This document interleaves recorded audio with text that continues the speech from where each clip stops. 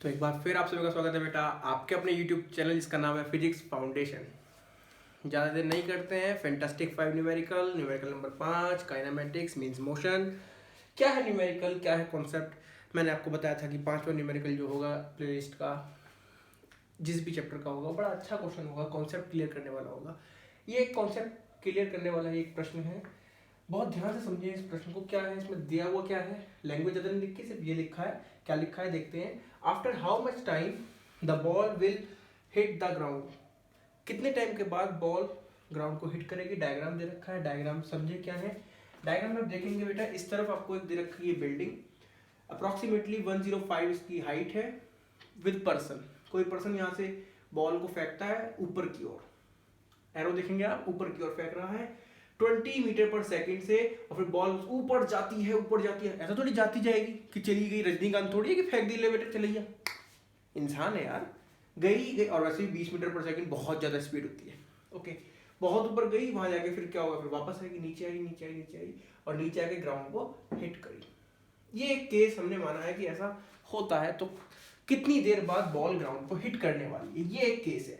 अब एक बात ध्यान से समझे बेटा मेरी बात। आपको एक बात मालूम है, आप कोई भी चीज जब ऊपर की ओर फेंकते हैं उस पर एक फोर्स नीचे की ओर लगता है जिसे ग्रेविटी बोलते हैं। और ग्रेविटी जो होती है वो एक एक्सेलरेशन बॉडी में लगाती है। आपने पढ़ा हुआ होगा, उसकी वैल्यू होती है अप्रॉक्सीमेटली, हम उसे कैलकुलेशन के लिए अपनी कन्वीनियंस के लिए 10 मीटर पर सेकेंड स्क्वायर ले लेते हैं। वही चीज हम यहाँ करने वाले हैं। देखते हैं सॉल्यूशन कैसे होगा। क्या क्या गिवन है आपको। हाइट गिवन है बिल्डिंग की, 20 मीटर पर सेकंड की रफ्तार से बॉल फेंकी है ना। कितनी देर बाद आएगी time, after how much time. एक तो टाइम निकलवा रहा है। एक बात मेरे को मालूम चल गई कि जी इस प्रश्न में टी इज क्वेश्चन मार्क। होता क्या है, हमने क्या क्या चीजें पढ़ी हैं इस सबसे रिलेटेड, हमने पढ़ी हुई है। हाँ, क्या पढ़ा हुआ है हमने, equation of motion. v is equal to, v is, छोटा हो गया थोड़ा बड़ा लिखो ना, v is equal to u plus a t, s is equal to u t plus half a t square, v square minus u square is equal to 2as। ये हमने तीन इक्वेशन ऑफ मोशन पढ़ी हुई है। ध्यान से समझिए, हमको निकालना है टाइम। तो टाइम हमारा फर्स्ट इक्वेशन में है और सेकंड इक्वेशन में है। मुझे इन दोनों में से कोई सी एक इक्वेशन यूज करनी है। एक बात मेरे समझ में आ गई, थर्ड मेरे काम में नहीं आएगी। ठीक, दूसरी बात देखिए ध्यान से, क्या है यहाँ पर। एक बात देखो, मुझे निकालना है टाइम। यहाँ पर मुझे क्या क्या चाहिए टाइम निकालने के लिए। इनिशियल वेलोसिटी चाहिए, दे रखी है। एक्सेलरेशन हमको मालूम होता है, कितना एक्सेलरेशन लगता है बॉडी में, हमेशा नीचे की ओर लगता है। और कितना लगता है मेरे बच्चों, वो लगता है 10 मीटर पर सेकेंड स्क्वायर का। ध्यान रखेंगे 9.79 9.78, जिसे हम 10 मीटर पर सेकेंड स्क्वायर लिख लिया करते हैं अपनी कैलकुलेशन इजी करने के लिए। कहाँ को लगता है, toward the centre of earth, earth के सेंटर की ओर, जो कि अगर हम ऊपर से देखते हैं तो नीचे होगा, है ना। ये देखिए इस तरीके से लग रहा है। ये आपको एक्सेलरेशन भी गिवन है, नहीं गिवन था लेकिन आपको पता होना चाहिए। ओके, ए मालूम है, यू मालूम है, क्या मुझे वी मालूम है, क्योंकि टी तो मुझे निकालना है। क्या मुझे वी मालूम है इसमें, नहीं। ये इनिशियल उसका नहीं पता। काफी बच्चे कह रहे होंगे सर वी जीरो होगी। जीरो मैक्सिमम हाइट पर होगी जहां पे जाके रुकती है। ध्यान रखना, जब भी बॉडी बिल्कुल अपनी डायरेक्शन अपोजिट करती है ना, जब भी पलटी मारती है, मैं ऐसे जा रही थी और पलटी मार के आ रही है, तब उसकी वेलोसिटी जीरो होती है। उस पॉइंट पे इंस्टेंटेनियस वेलोसिटी जीरो होती है। तो एक बड़ा अच्छा क्वेश्चन पूछा जाता है, क्या ऐसा पॉसिबल है कि बॉडी में एक्सेलरेशन हो लेकिन वेलोसिटी ना हो। क्या ऐसा पॉसिबल है कि बॉडी में एक्सेलरेशन तो हो लेकिन वेलोसिटी ना हो। हाँ पॉसिबल है। जब आपने बॉल को फेंका, जब वो मैक्सिमम हाइट पर पहुंची थी, उस पॉइंट पे एक सेकंड, एक इंस्टेंट के लिए बॉडी की वेलोसिटी जीरो थी लेकिन उसमें एक्सेलरेशन था। पॉसिबल है। बड़ा अच्छा क्वेश्चन, एक नंबर बनता है। खैर हमें उससे नहीं करना, हमें देखना है इक्वेशन। तो हमारे पास बचता है सिर्फ सेकंड केस। अब देखिए सेकंड केस में टी निकालना है, हाँ जी। यू पता है बिल्कुल, ए पता है बिल्कुल, एस, क्या एस पता है, एस देखें, हाँ निकल जाएगा, एस निकल जाएगा। 105 था ना ये लो। अब बहुत से बच्चे बेटा यहाँ कंफ्यूज होते हैं, ये कॉन्सेप्चुअल क्वेश्चन था, एस को बहुत से बच्चे सोचते हैं डिस्टेंस, बट मैं आपको काफी बार कह चुका हूं ये डिस्टेंस नहीं होती, ये होता है मेरे बच्चों डिस्प्लेसमेंट। क्या होता है? डिस्प्लेसमेंट। ये बड़ी इंपॉर्टेंट चीज है, बच्चे कंफ्यूज होते हैं। अब देखो यहाँ पर अगर डिस्प्लेसमेंट देखा जाए तो डिस्प्लेसमेंट होता है इनिशियल से फाइनल। डिस्प्लेसमेंट कहां से कहां होता है? इनिशियल पोजीशन से फाइनल पोजीशन। इनिशियल पोजीशन कहां थी बॉल की? ये है। फाइनली बॉल कहां पहुंची? यहां पर। तो डिस्प्लेसमेंट ऊपर से नीचे को होगा ना, यानी कि यहां से लेके यहां तक ये है आपका डिस्प्लेसमेंट। कितना है ये? क्या ये 105 मीटर ही है? सोच के देख। हाँ 105 मीटर है डिस्प्लेसमेंट। ओके, अब यहां पर अच्छा डिस्प्लेसमेंट की डायरेक्शन कहां से कहां? इनिशियल से फाइनल, ऊपर से नीचे को है। तो ये एरो मैंने यहां से हटा दिया ऐसे, ये एरो है ड्यू, समझ गए? ओके, अब यहां पर एक और कॉन्सेप्ट आता है। एक कॉन्सेप्ट तो ये आया कि एस डिस्टेंस नहीं होती, एस डिस्प्लेसमेंट होती है। ठीक, दूसरा कॉन्सेप्ट यहां पर क्या आने वाला है वो देखें। यहां पे टाइम को अगर हम छोड़ दें, बाकी सब इसमें वेक्टर क्वांटिटी है। वेलोसिटी वेक्टर क्वांटिटी है, डिस्प्लेसमेंट वेक्टर क्वांटिटी है, एक्सेलरेशन वेक्टर क्वांटिटी है। अब जब 1D की बात करेंगे तो उसमें पॉजिटिव नेगेटिव साइन लेते हैं वेक्टर क्वांटिटी में, डायरेक्शन की बात होगी। अब मैंने आपको बोला था अगर आपने पर्टिकुलरली ऊपर की डायरेक्शन पॉजिटिव मान रखी है तो आपको नीचे की डायरेक्शन नेगेटिव माननी ही होगी, अपोजिट है बिल्कुल। अब आप यहां पर देखें, इनिशियल वेलोसिटी कहां को है? u कहां को है? ऊपर को है।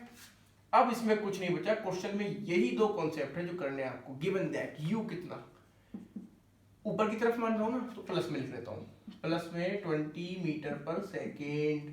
ओके, v तो पता ही नहीं है, क्या पता है? एक्सेलरेशन कितना? 10 मीटर पर सेकेंड स्क्वायर। लेकिन लेकिन लेकिन एक्सेलरेशन कहां को है? नीचे को है। देखें ये नीचे की डायरेक्शन क्या मान रहा हूं मैं? नेगेटिव। अगर मैंने ऊपर की पॉजिटिव मानी तो नीचे की नेगेटिव। जरूरी नहीं है कि आप ऊपर की पॉजिटिव मानो, कोई बच्चा ऊपर की नेगेटिव मान रहा है तो नीचे की उसे क्या माननी पड़ेगी? पॉजिटिव। ठीक, और क्या मालूम है?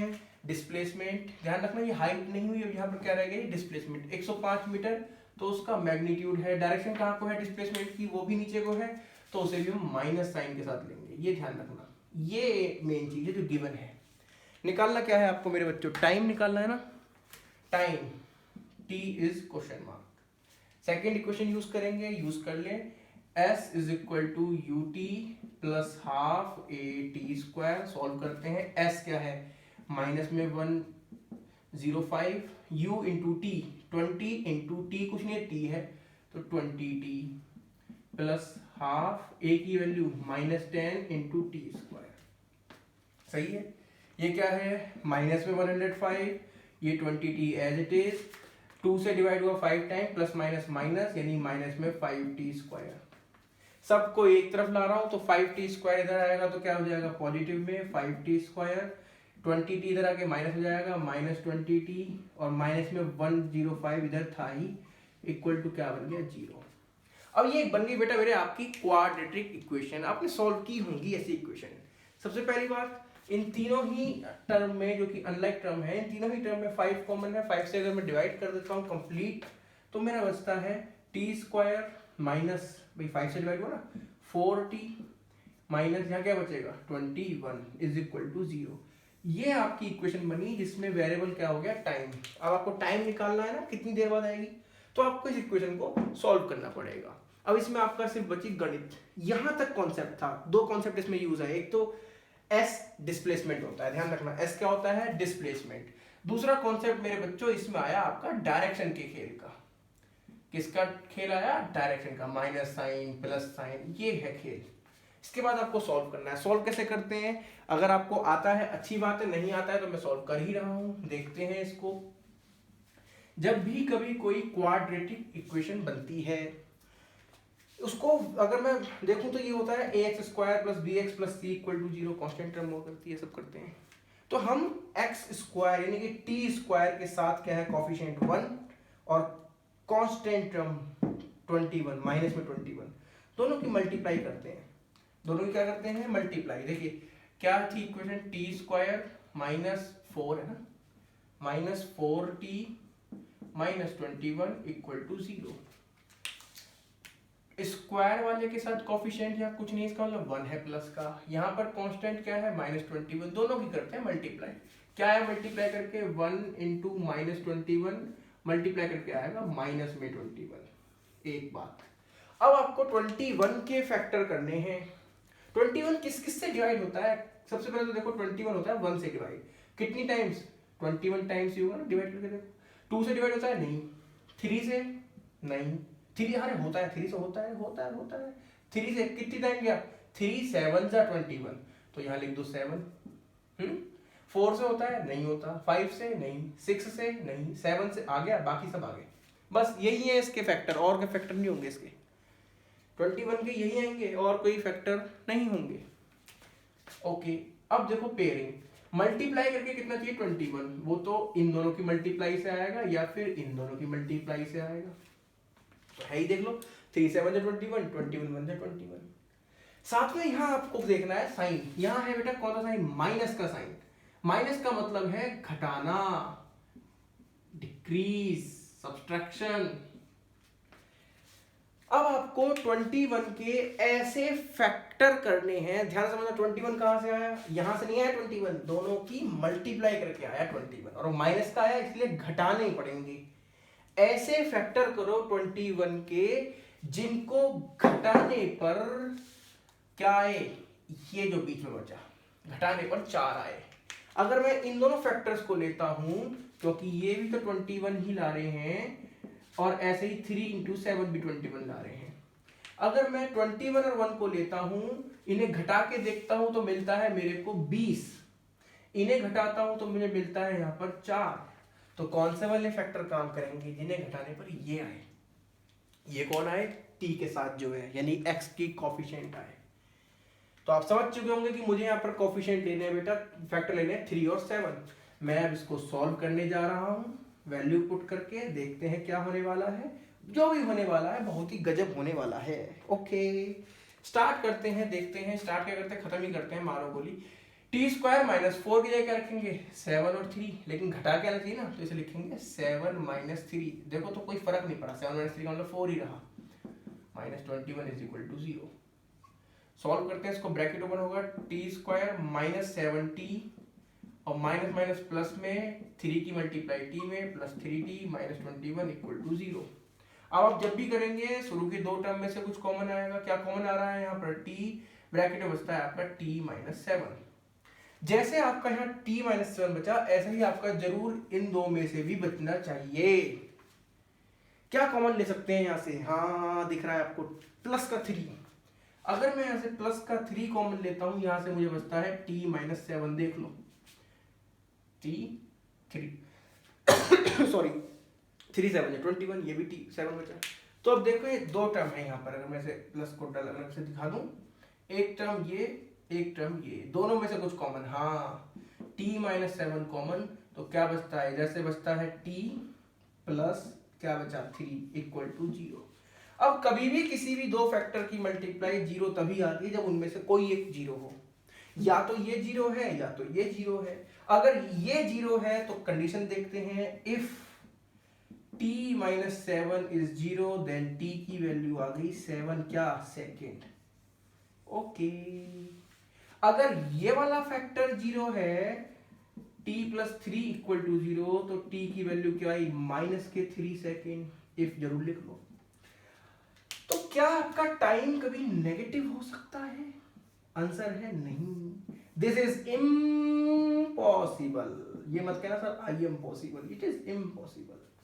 तो इसका मतलब आपका आंसर बचा ये, जो कि है 7 सेकेंड। इसका मतलब ये है, जब आप बॉल को इतनी हाइट से फेंकोगे तो 7 सेकेंड के बाद वो यहाँ गिरेगी।